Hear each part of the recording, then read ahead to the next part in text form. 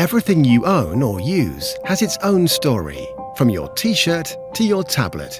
They're all made up of lots of bits and pieces, like ingredients in a recipe.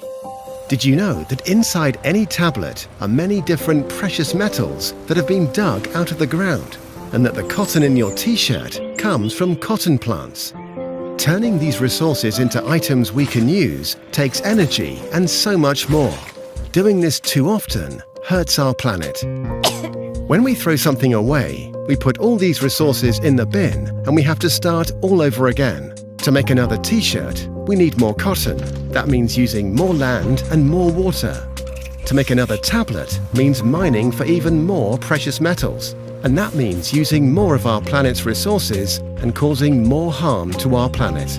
And of course, the more we throw away, the more rubbish we create. Every person who lives in the United Kingdom throws away about 400 kilos of stuff a year. That's the same weight as nearly 14 11-year-olds. When you add up all that stuff for everyone in our country alone, it weighs the same as almost 900 million 11-year-olds, enough to stand on each other's shoulders and reach Saturn. Our planet can't cope with us taking so many resources and creating so much rubbish. In the UK, we use so much stuff that we would need nearly 3 planets to keep us going.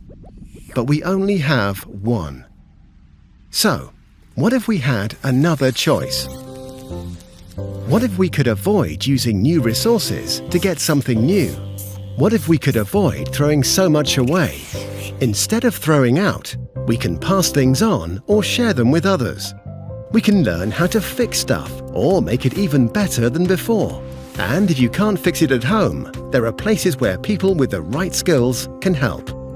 Lots of people are already doing this, finding new and fun ways to make things last longer and ways to give new lives to their old items. The more we share and repair and reuse, the fewer resources we need, and the less we throw away, the less rubbish we make.